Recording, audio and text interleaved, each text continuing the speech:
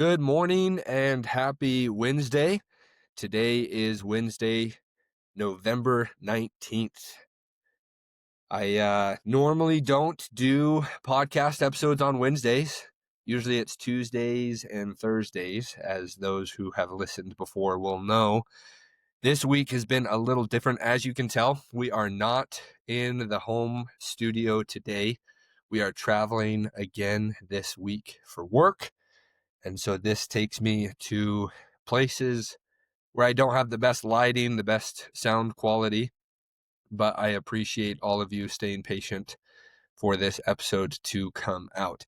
It's been a pretty big week in terms of the news cycle, what's going on. I'm sure all of you are well aware with at least the main news story this week about the Jeffrey Epstein Files and whether or not they will be released and if we will be able to finally put some pedophiles behind bars.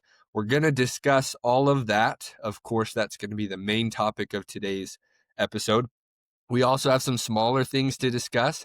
Like on X, there is now a Hebrew translation that is banned. We're going to discuss that. There's also some censorship that is happening from a country in the Middle East that seems to also find itself in the news headlines quite a lot lately. But we're going to discuss all of that and more, but I appreciate you staying patient. We're going to dive right into it. I'm Bryce Wheeler, and welcome back to We the Future. Let's go.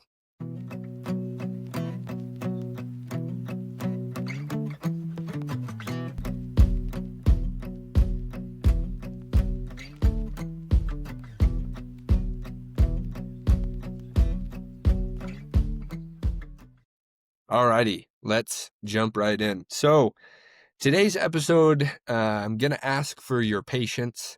I'm going to ask for just you sticking around with me. This is going to be all over the place. What we're going to talk about today, the main story, it's really messy, right? If you've watched the news cycle recently or in the last few years, you know that the entire Jeffrey Epstein storyline is one giant cluster of just messy, messy stuff. Okay? It's a shit show, for lack of better terms. So when I'm going through stuff today, it's going to feel a little jumbled. It's going to feel a little all over the place, not because I'm not well prepared, but because it just truly is one giant mess. So we've got a lot to discuss there. I first want to talk about a couple things that happened both last night and a few days ago regarding social media posts and what is being censored, what is being shadow banned. So let's kind of jump into that. So if you remember back when we started to help Israel bomb Iran's nuclear facility, that happened in the summer. Okay. So a couple months ago. When we were doing that, there were a lot of unhappy people on X from Israel who started to post a lot of messages that were very not America first or American friendly. Okay. And what I mean by that is there were quite a lot of people in the Middle East that were posting about how Israel's controlling America. Americans are idiots.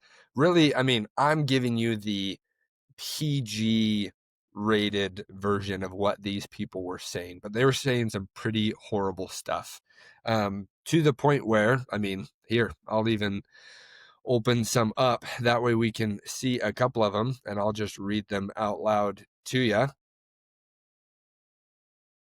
So let me find a few of these here. I don't even know if I saved them. If I saved them, then I'll read them to you. If I didn't save them, then there's not much that I can go over. Okay, here we go. Yeah. So let's see here. So as of November 16th, so this is just 3 days ago, translation from Hebrew is now disabled on X. Okay. So when you ask for translation, it's not going to happen. Why was X forced to do this? That's the question, right? The reason why they were forced to do this It's because there were tons of reports of automated tools that were exacerbating inflammatory content through literal or inaccurate renditions. Okay.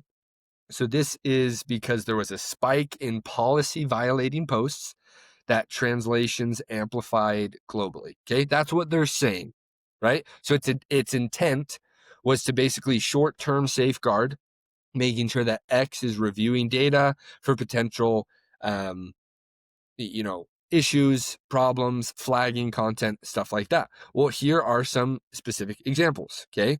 So there were some people that had to be moderated that were tweeting or, like I've said before, posting on X in Hebrew. And then when you would translate it to English, there would be rhetorical phrases like burning their homes, threats to America, threats to global wars, hyperbolic war slogans, genocidal calls, right? They were saying some pretty horrible things.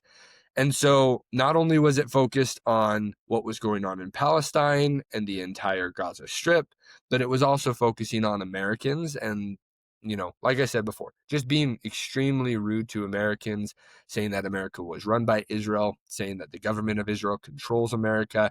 And so all of this was happening, and now it's being censored in the sense of it's gone. It's not even going to show up. It's not even going to happen.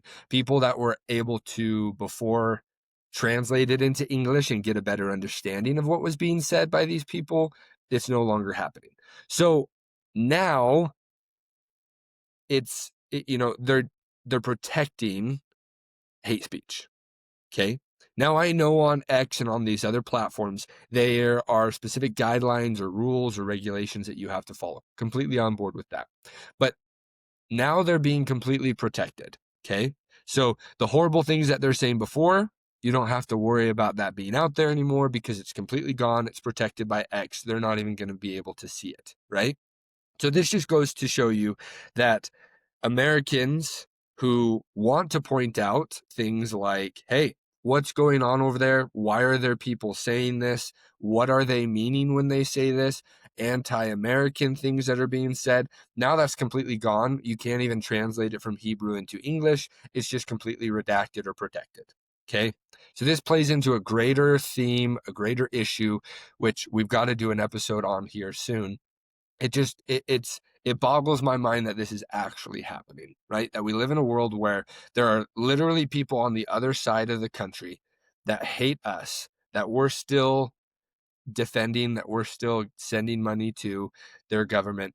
And yet now all of the horrible things that they're saying on X doesn't matter anymore. They're just going to be gone. We don't even have to worry about being able to see them because it's, protected, and it obviously violates X's policy, but don't worry. We don't even have to show it to you anymore because it's now all completely been banned. So that leads into another issue that we've been seeing, which if you woke up this morning on Wednesday and you noticed that some of the creators or content that you had been viewing before that were discussing some themes or discussing some content related to Israel were now not easily accessible, or you saw that their engagement had fallen in the sense of like likes or comments or shares.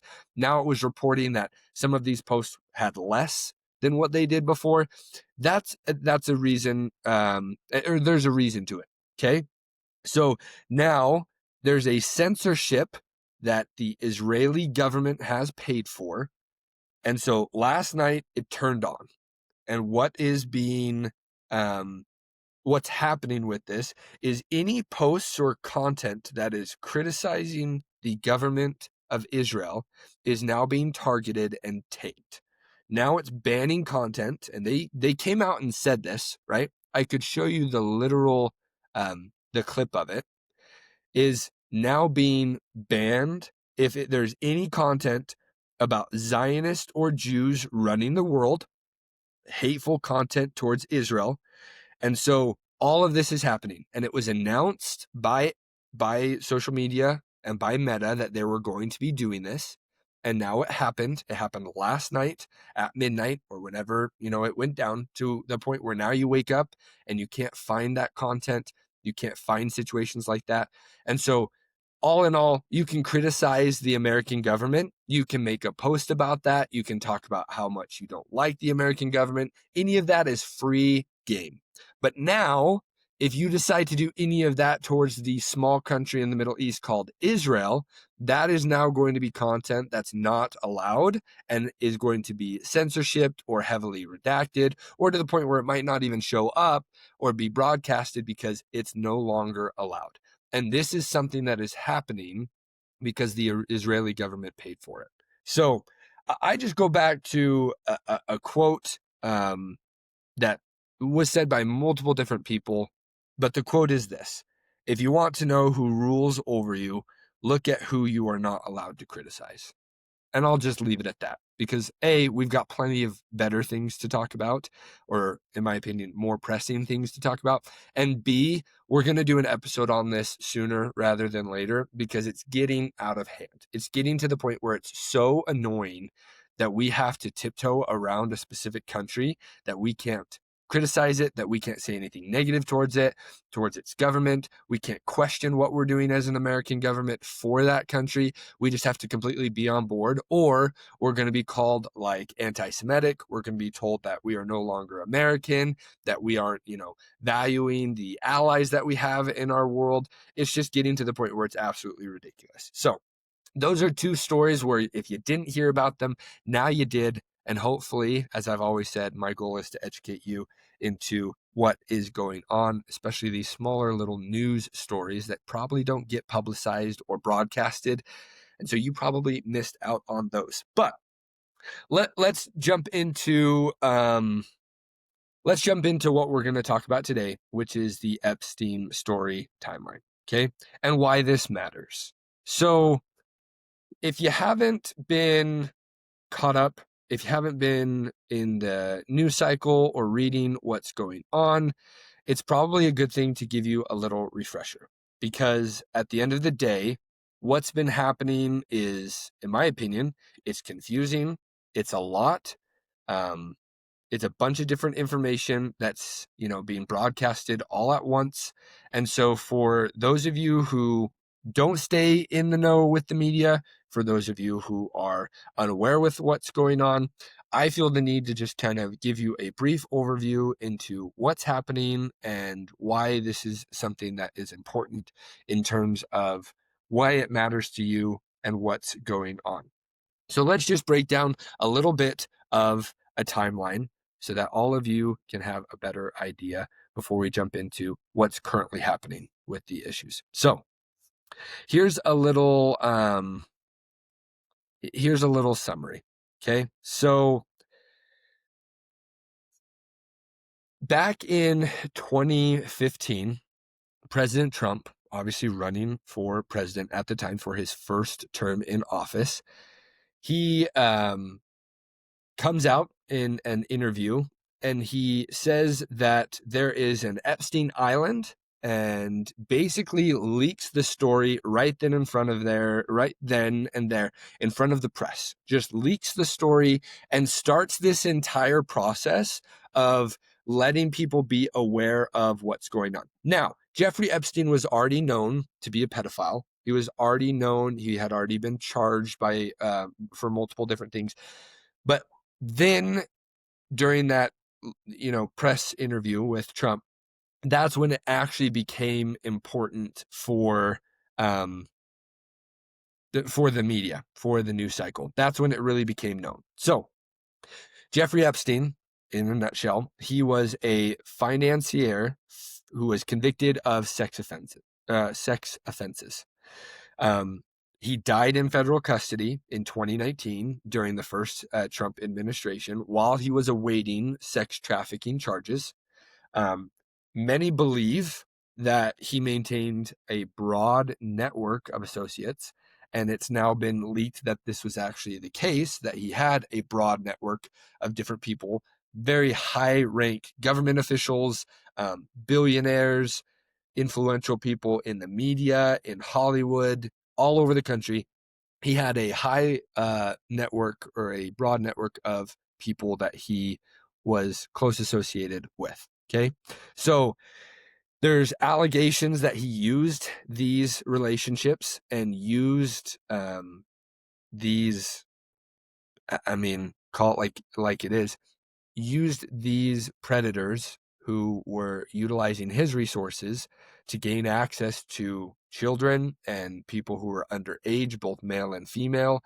He was using those as leverages to be able to maintain a client list with predominant figures, to be able to then blackmail them or um, get them to do exactly what he wanted to do or other people wanted to do. Now, there's so many different levels to this, and it's so deep that, I mean, we can spend an hour, or, sorry, not an hour. We're going to spend an hour. We could spend multiple hours, multiple days talking about this, and we're never going to get to the bottom of this, because this is corruption that runs so deep in both our country, in the world, in institutions and businesses that we all interact with on a day-to-day basis, that it just, we don't have enough time, even though I wish we did. Okay. So for years, advocates in Congress, the public, the victims, their lawyers, their families have all pressed for full transparency, to understand who benefited from his network, to understand how investigations were handled, to also understand when or whether justice was actually going to happen. And so the files aren't just dusty archives that we get to blow off, that we get to question, or maybe even, peruse through. These are actual documents that implicate questions of power, accountability, institutional handling. And at the end of the day, they intersect between crime and influence and power. Okay.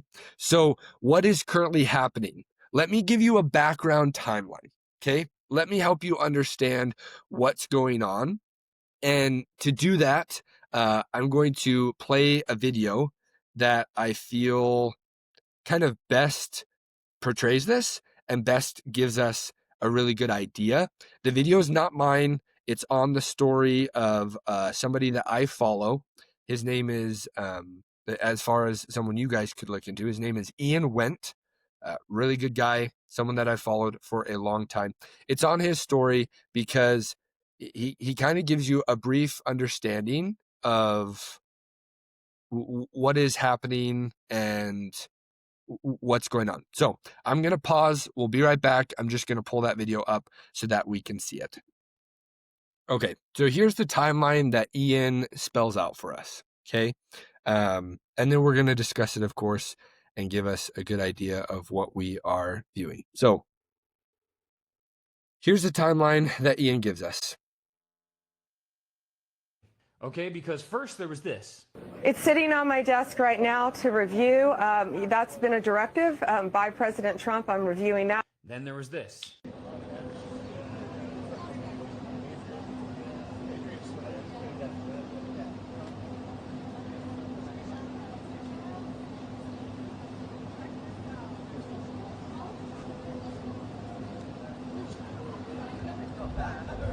This. Looking at these documents going, these aren't all the Epstein files. There were flight logs, there were names and victims' names. And we're going, where's the rest of the stuff? So based on that, I gave them the deadline, Friday at 8. A truckload of evidence arrived. It's now in the possession of the FBI. Cash is going to get me and himself, really, a detailed report as to why all these documents and evidence had been withheld. And then there was this. James Comer said yesterday that all the Epstein files are missing. We still haven't heard from you. No, the FBI, the FBI, they're reviewing. There are tens of thousands of videos of Epstein with children or child porn. And there are hundreds of victims.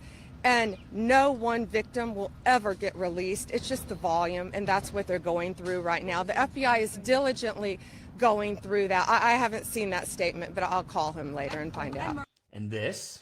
Are you still talking about Jeffrey Epstein? This guy's been talked about for years. You're asking, we have Texas, we have this, we have all of the things. And are people still talking about this guy, this creep? That is Unbelievable. And then there was this. Drop the really big bomb. Donald Trump is in the Epstein Files. That's the real reason they have not been made public. Have a nice day. Jesus Christ. I'm not participating in any of that conversation What is between he? Elon and Have a Trump. nice day. That Donald Trump is in the Epstein Files? Does he have access to the Epstein Files? I don't know how he would, but I'm just staying out of the Trump Elon thing. That's way outside What my the lane. fuck are they doing? And then there was this. Look, the whole thing is a hoax. It's put out by the Democrats. And then there was this. I'm not going to withhold information from the American public ever. So on the Epstein matter or any other matters, we are diligently working on that. And it takes time to go through years of investigations, years of political maneuvering, and years of cover-up to get the American people what they deserve. And that's what I'm going to give them. Okay. So just giving you a brief timeline, right? Now, it obviously was great. Ian, appreciate you compiling all that together, watching it. So let's discuss this. Trump ran on a policy or a point of when he got into office, he was going to release the Epstein files. Okay. Because the previous administration didn't do so for a numerous different reasons. But Trump ran on, I will release the Epstein files. When I get into office, one of the first things we will do is we will release it within days. That's what he ran on. That's what was promised. He appointed Pam Bondi to be able to do that. He talked to Kash Patel and Dan Bongino that was something that he wanted done. That was a directive that he was going to make a point to make sure that it happened the first few days that they were in office. Okay. So what do we get? Just giving you a brief overview. In February of this year, we had a binder, right? We had Bindergate. Call it whatever you want. But if you didn't know what happened, this is exactly what we saw. Okay. So this was a bunch of different, not mainstream, but small political commentators, media personnel who went to the White House, and they were able to get what they called the Epstein binder, the Epstein files, the first phase of these documents. Okay. So that ended up being a giant hoax.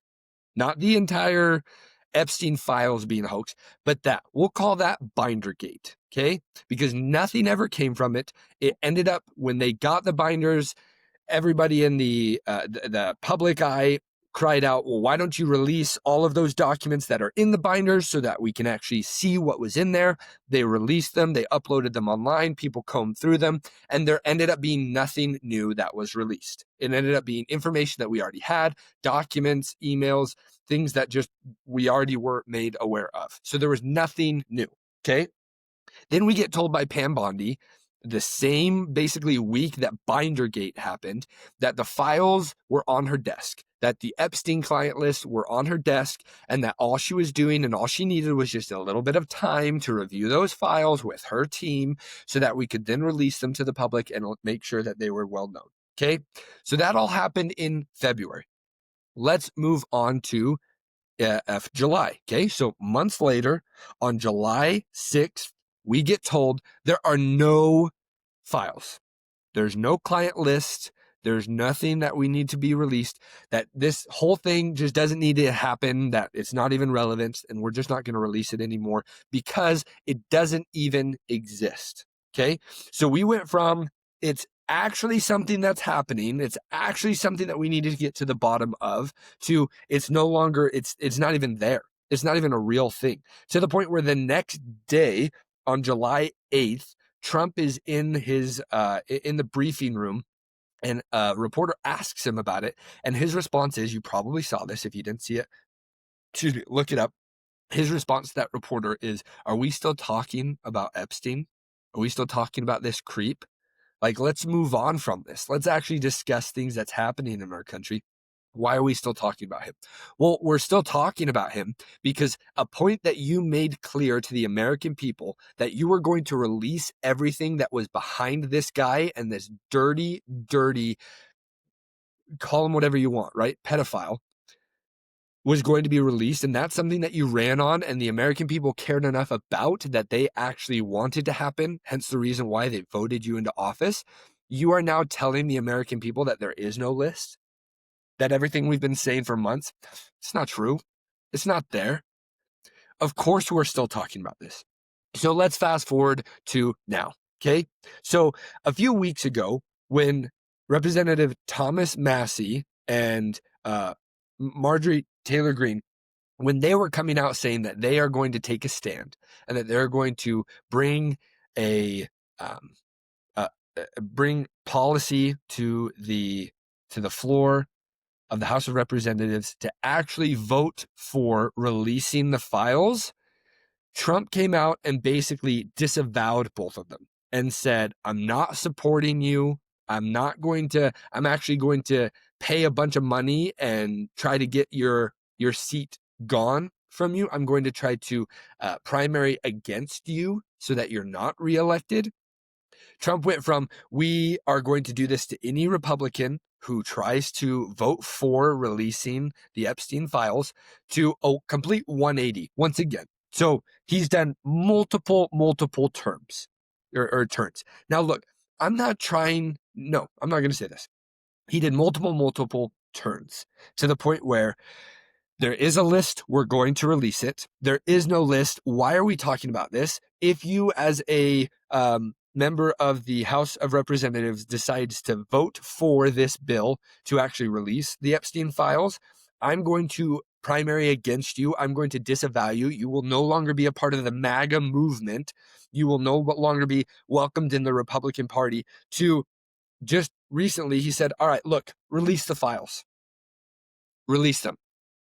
Let's just get them out there because this is one big Democratic hoax or Democrat hoax that we just need to, all right, release them, right? Jeffrey Epstein, he was mainly friends with the Democrats, so let's release the files and just get this out of the way, okay? So he's gone completely in multiple directions, right?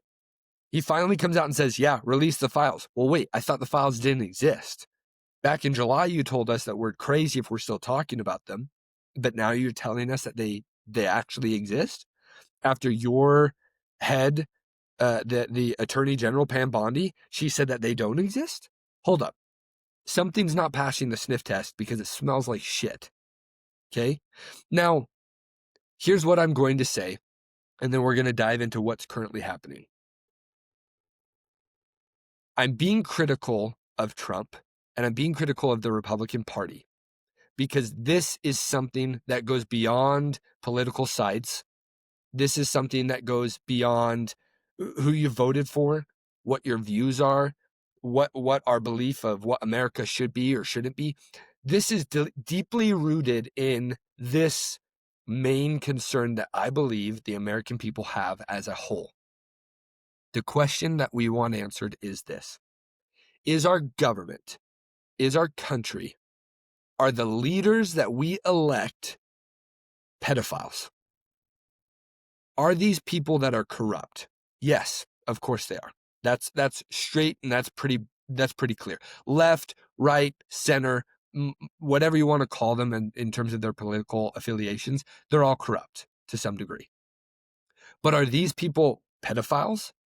Because America obviously has a major problem with sex trafficking and children going missing and children being brought across the borders. America is obviously the number one country when it comes to viewing and creating child pornography. But we want to know this: are the people that we are electing as our officials to lead our country, are they caught up in this? Are they actually ones that are causing this to happen? And are they ones that are actively participating in this? Because if they are, this is my personal opinion, bring the entire government down. Bring the entire government down. I've seen some people on social media, podcasters, asking each other, okay, well, what is the goal of all of this? What are we hoping for? Are we hoping for there to be people thrown in jail and held accountable? Yeah, I would say that's huge. That has to happen. Are we looking for the government to basically be exposed? Yes, we are. And I saw someone ask on, I think it was Pat Bet David's podcast, one of his hosts, I don't know the name, he asked the other host, like, to what degree are we willing to actually press this for? Or like, what do we want out of this? What are we willing to do? What are we willing to actually have because of all of this? And his response was to bring down heaven, right? To bring it all down, collapse it all, completely dismantle what we have. Because if we have a government that is ran by corrupt individuals who are pedophiles, who are actively participating in this, who are going around blackmailing each other because of this, if we are being controlled as a government, bring it all down. And I believe in the exact same thing. Bring it all down. Collapse it all.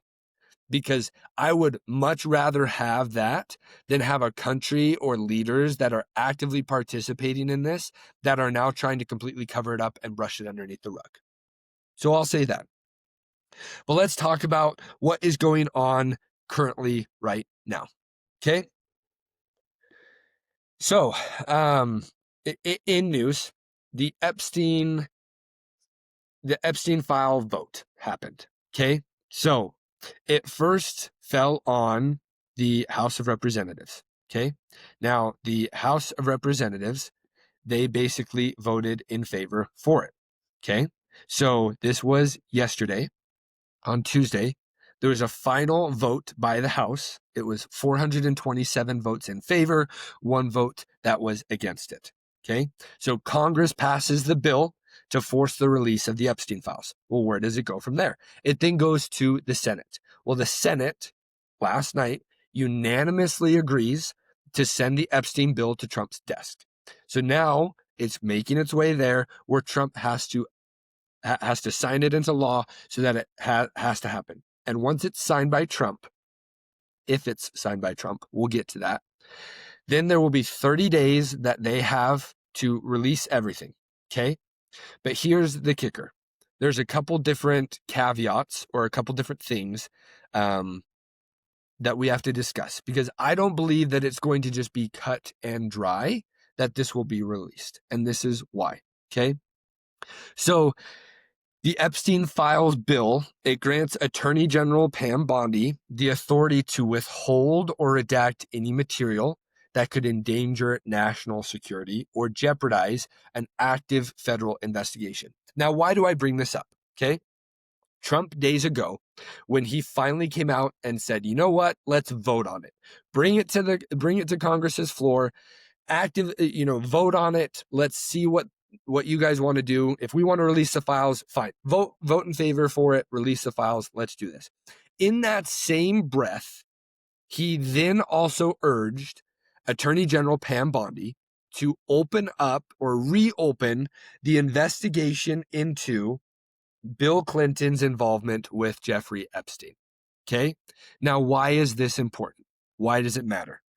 If there's an open investigation, then there's a legal basis for the Department of Justice to withhold or redact relevant info that could jeopardize that open investigation. Okay? Let me break this down to you in layman's terms.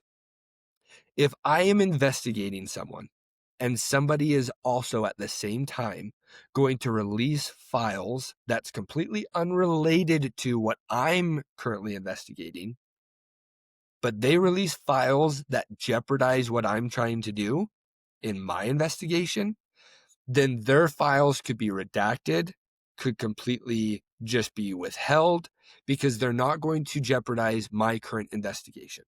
So here's what people are saying, and here's what's being rumored or discussed. And I'll be honest with you, I think it fits really, really well. As much as I don't want to say that, I think it really fits. People are saying that Trump said, fine, release the files, let's get it out there, vote on it, let's see what actually happens.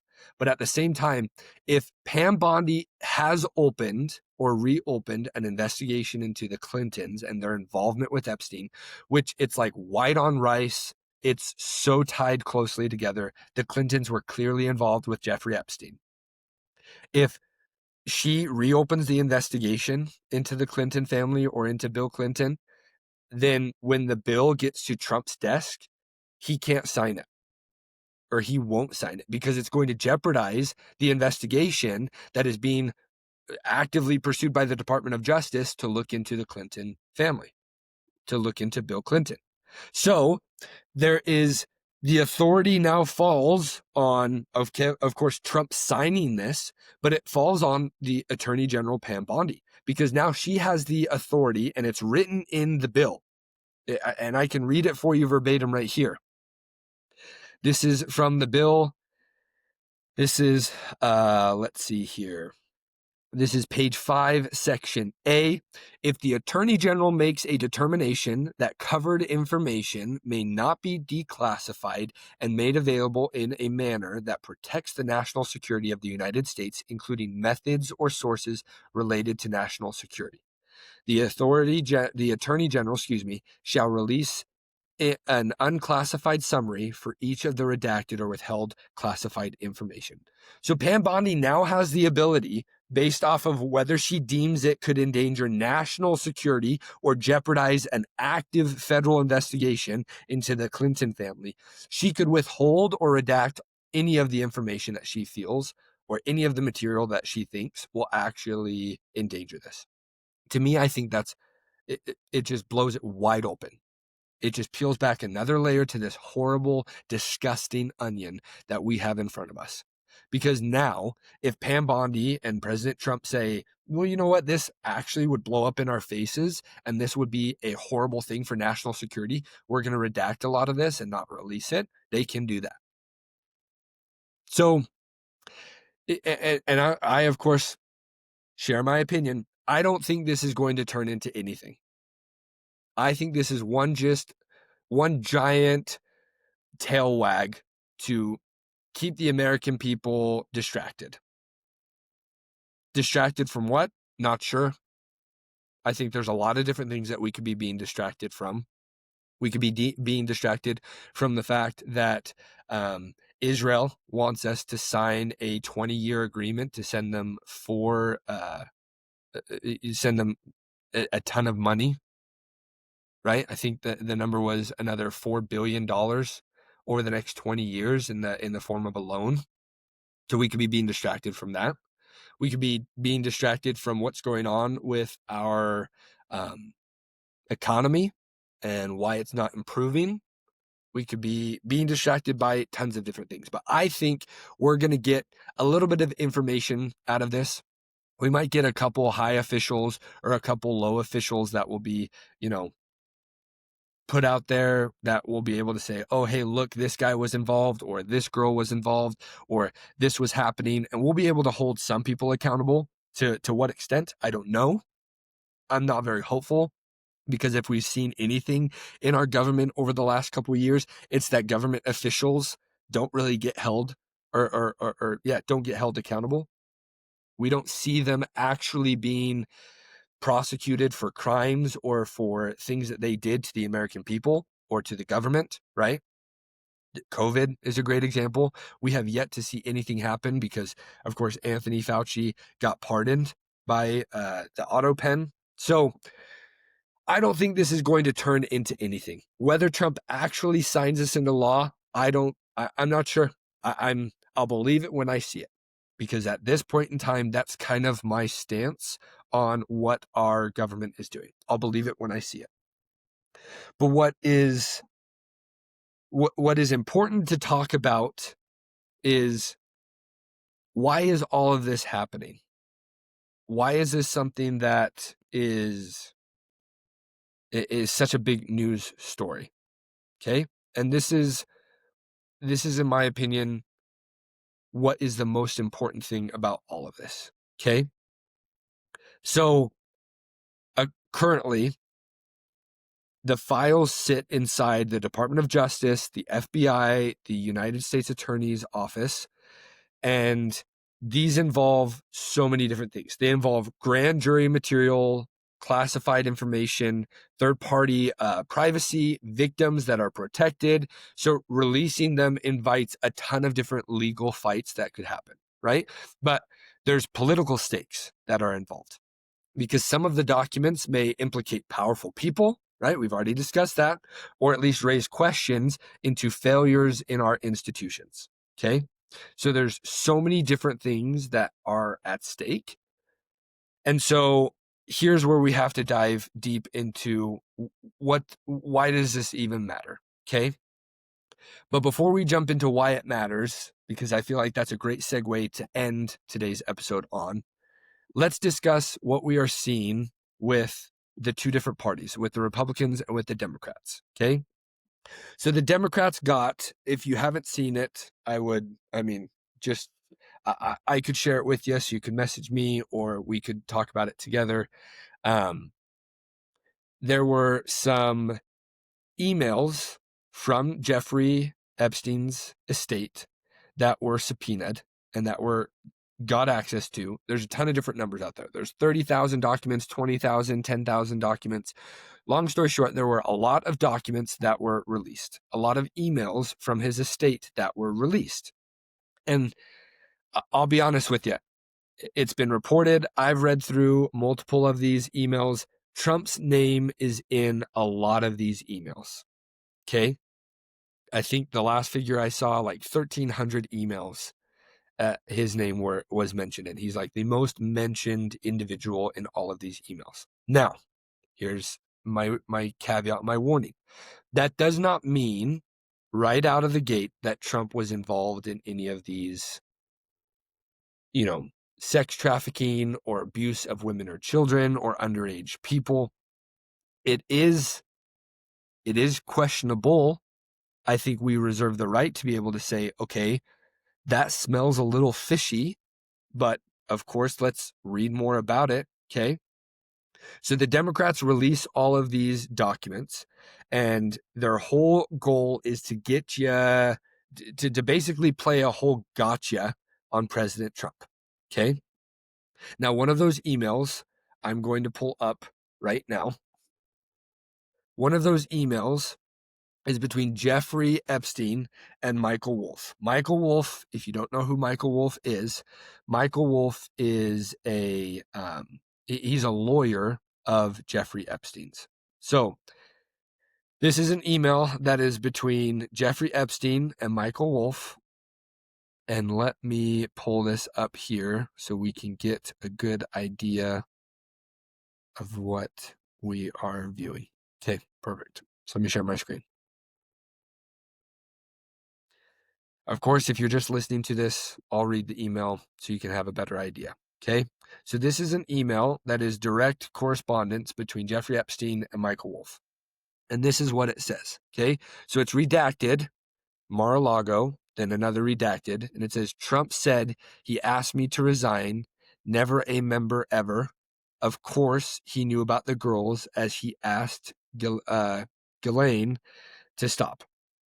So the Democrats release this email. They release all of these emails with basically one giant gotcha is their entire goal. So this email is talking about how Trump and Epstein had a falling out. Call it, if you want, call it that. The falling out happened when Trump basically told Epstein he's no longer a member of Trump's private club, Mar-a-Lago. Now, there's so many different theories as to why this happened.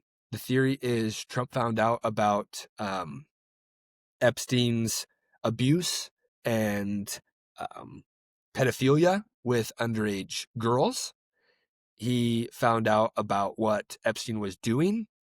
The other theory is, and this is what Trump has come out and said, that he banned him from Mar-a-Lago and kicked him basically out of his club because Epstein, kept taking girls or employees that were employees of the club, kept taking those employees from Trump.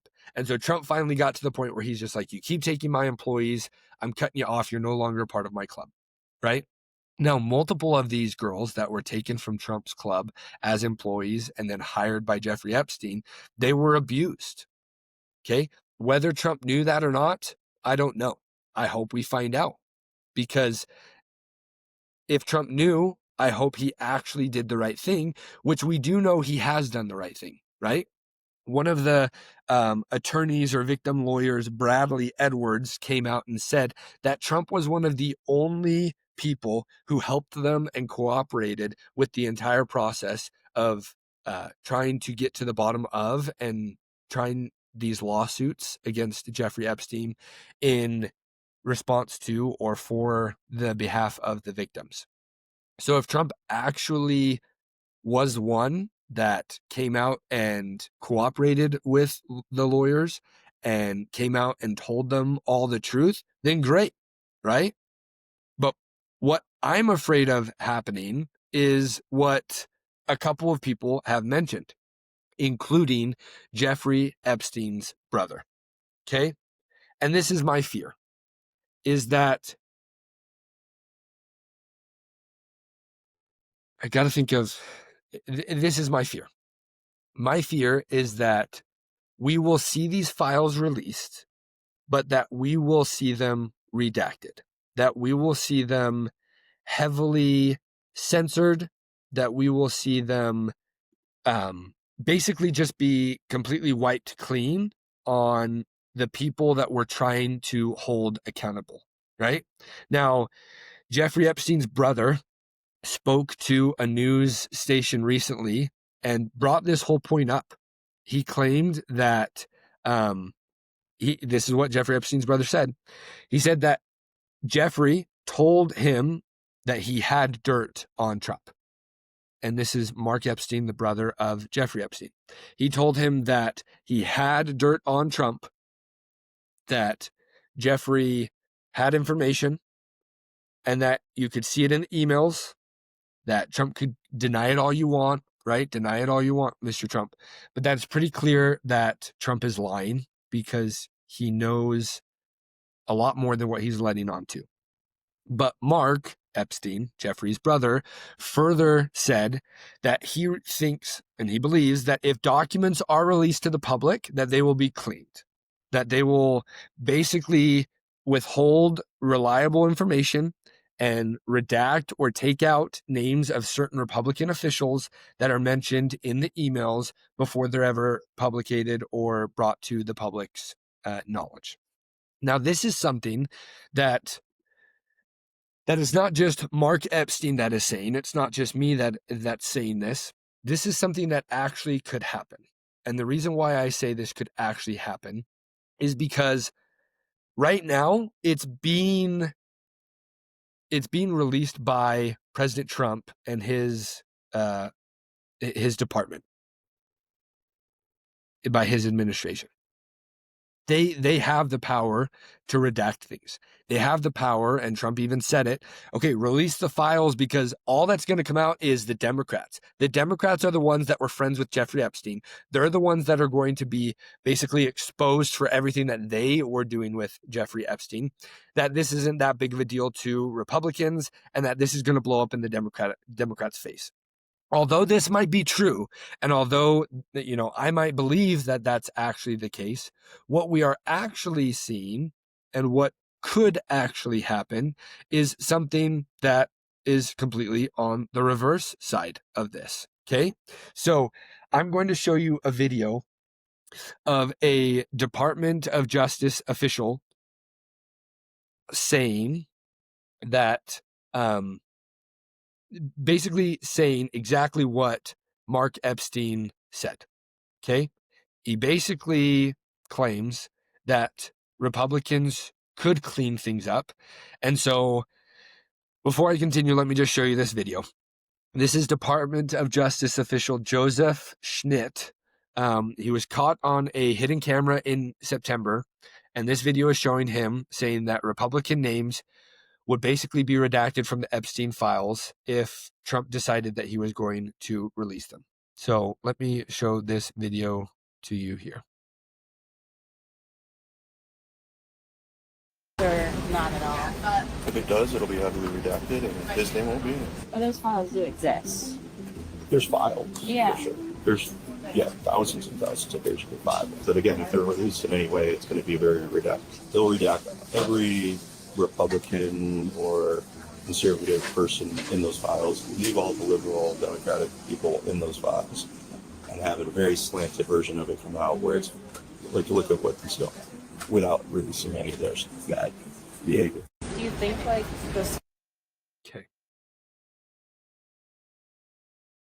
Yeah, in a nutshell, right? We're basically seeing. Decided to play again. If you heard that, sorry. That's my fear. Okay. That's a lot of people's fear. Is that if we do get any sort of transparency, if we do actually get to see the files or part of the files, that there will be so many different things that are taken out of it that accountability won't be held. We will see Republican official names that are redacted. We will just see Democratic names. Now, look, if you're trying to be sneaky and actually do that, you would be a complete idiot to redact every Republican official's name ever and just have it be all Democrat officials or Democrat people. If that's the case, I think the American people, it's not going to pass the sniff test with us, and we're going to smell something, and we're going to smell some sort of corruption in, well, it doesn't really show any, you're telling me that there's nobody on the political right side that actually was involved with all of this, that it's all just the Democrats that were involved. Doesn't really smell right. I hope that if that actually happens, that's what we do. I hope that that doesn't happen, though. I hope that everything will be released. I hope that we get to the bottom of all of this, that we get the files, that we're able to actually comb through them, and as American people demand justice for what has happened to these victims. But in that same breath, I go back to what I said earlier. I don't think this is going to turn into anything. I don't think we're going to get any accountability. I don't think we're actually going to get any of the files that are important released to us. I think we might get a few of them that, show this or show that or show some form of corruption within our government, and we might be able to hold a few people accountable. I don't think this is going to get back to exactly who it should get back to, which, in my opinion, it goes way deeper than the American government. It goes into the Israeli government. It goes into Bibi Netanyahu. It goes deep into the ties into Mossad that Jeffrey Epstein and Ghislaine Maxwell had. It goes way deeper, and I just don't think we're going to get to the bottom of it. I don't think we're going to get any transparency. Because unless everything's released and we can clearly show that there were not only just our country and our government involved, but multiple governments, multiple international government officials, multiple countries were involved in all of this, and it all just gets laid out in front of us, and we get to basically hold everybody accountable and, in my opinion, start hanging rope from trees, I don't think we're going to get all of it. I just don't see a world. I don't see a situation happening where that's the case. Now, some people argue that this is Trump playing 5D chess, that this was always his plan to hold Democrat officials accountable. I don't think that's happening. I really don't. I did think that Trump was using this and was playing really, really well, straightforward, strategic chess. So that he could hold people accountable. I don't see that happening anymore. I just don't. I think we're now seeing Trump is realizing that the walls are closing in around him, that the walls are closing in around multiple government officials, that we are seeing our government go into a state of fury and frenzy and panic because we, the American people, are demanding justice to be held. And we are demanding Trump do exactly what Trump ran on, which is him saying that he was going to release the files.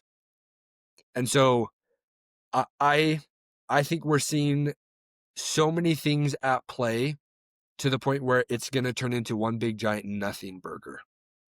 That we're not going to have anything that's actually usable, that in my opinion, I don't think they're ever going to be released because of the investigation that's happening right now into the Clintons.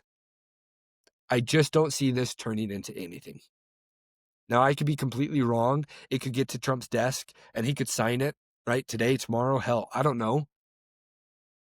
But I just don't think we're going to get the transparency that we want. And that's where this whole thing is extremely frustrating. Because what I want and what I believe plenty of people want is for us to be able to hold these government officials accountable. To be able to say, you were involved in all of this, you're implicated. The fact that you were trying to hide this, sweep this under the rug, you were trying to make this not known to the American people, you're now implicated in this, right? To Kash Patel, the most transparent FBI director we've ever had, right? That's what we were promised. He's done absolutely nothing.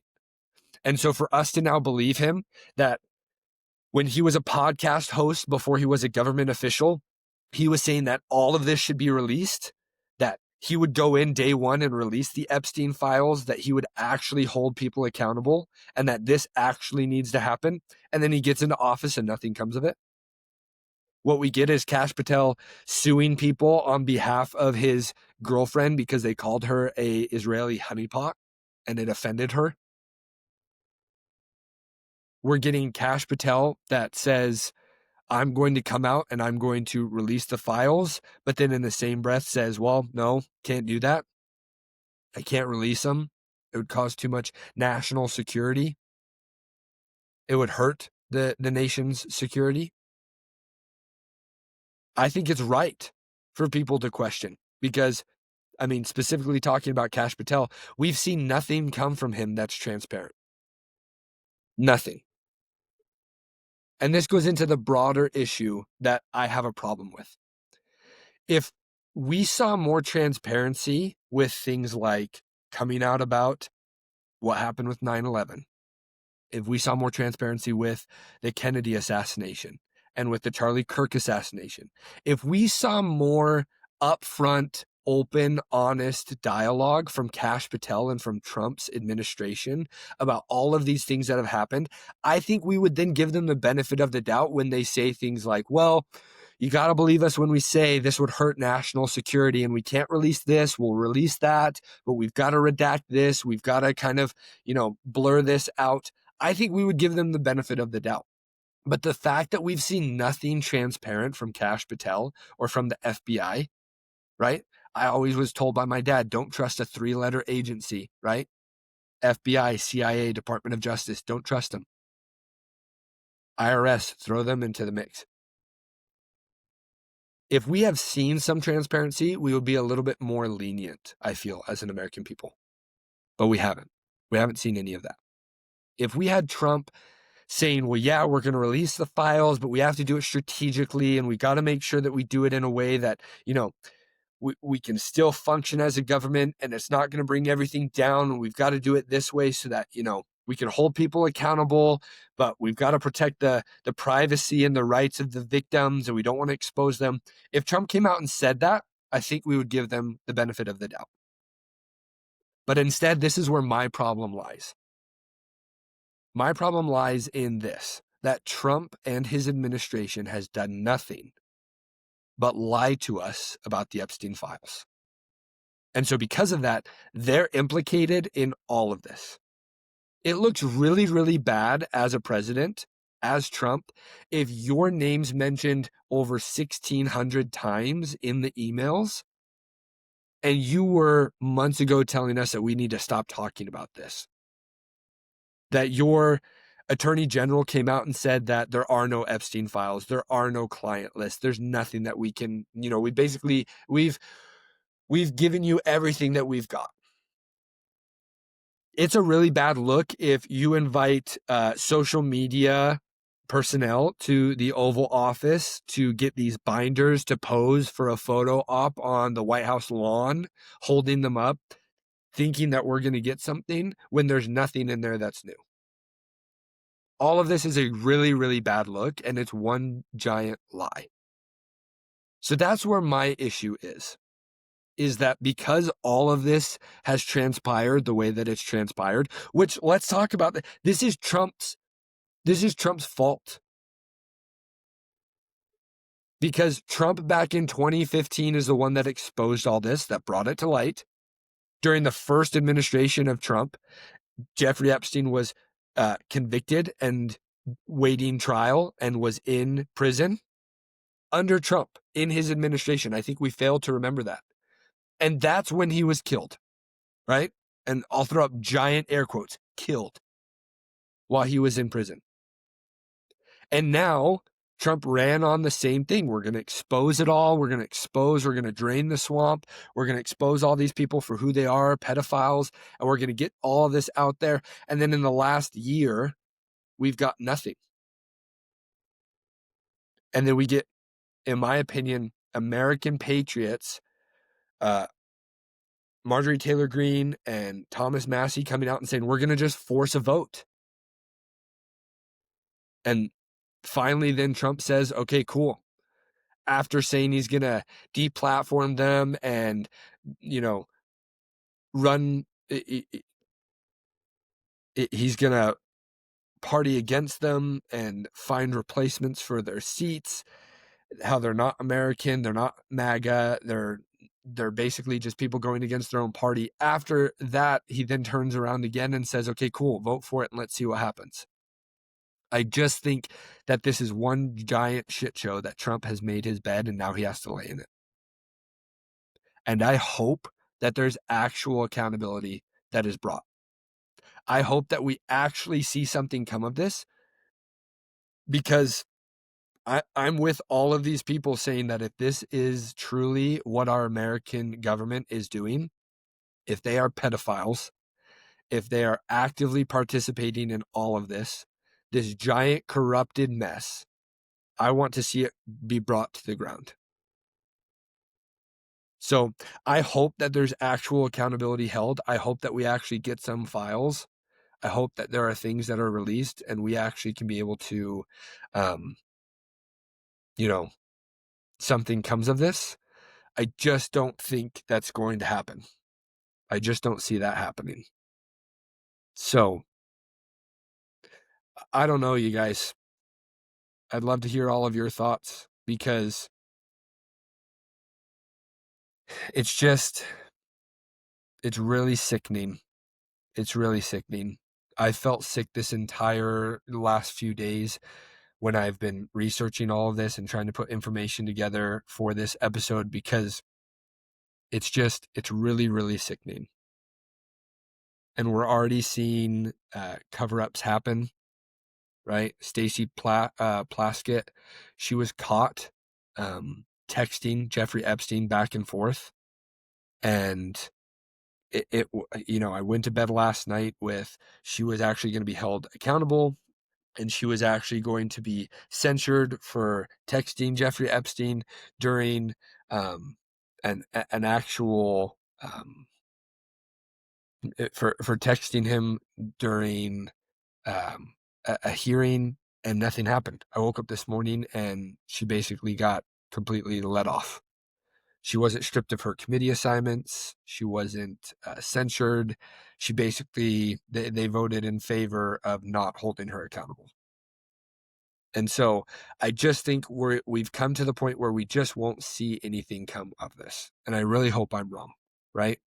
I really hope that something comes out of this, but the pessimist inside of me just doesn't believe that this is going to turn into anything. But if our government is being ran by pedophiles and people who are actively participating in, either when Jeffrey Epstein was alive or even now, because I don't think it's died. I don't think everything died with Jeffrey Epstein. I still think there are plenty of people that are continuing on with what he was doing. Peter Thiel is somebody, right? Palantir. We're going to talk about that. Bibi Netanyahu, right? The Clintons, the Bidens, the Obamas. I think there are so many different people that are still involved in all of this that I hope we get to the bottom of it. I hope that the files are released and we can actually say, you know what, let's hold people accountable. Let's hang them from the tree. Let's root out the actual corruption that is in our government and get all of these people out. I hope we can do that. But I just don't think we'll be able to. So we'll just end it at that. I'm kind of drained of thoughts and things to say. We're still going to come out with another episode this week, so be on the lookout for that. This one obviously coming out today, Wednesday. My plan is to have the next episode this week come out on Friday. I'll be back in the studio next week, so we'll be able to do that. Next week, with it being the holiday, I'm only planning on doing one episode on Tuesday. So we're going to have some fun with that, with the holiday season. As I've always said before, please like, comment, subscribe. If you're listening to this on Apple Podcasts or Spotify, please leave me a review. Anything helps. Comment. I'd love to hear your thoughts, right? Love to hear all of your opinion on everything that we've discussed both today and in previous episodes. But please support my goal into blowing this up into something bigger and being able to do this full time. That would ultimately be the dream. But please support, like, comment, subscribe, share it with those who you feel would enjoy it. And we will see you all here soon. Appreciate all of you. Remember, the future is something that we build together. So thanks again for tuning in to We the Future. See ya.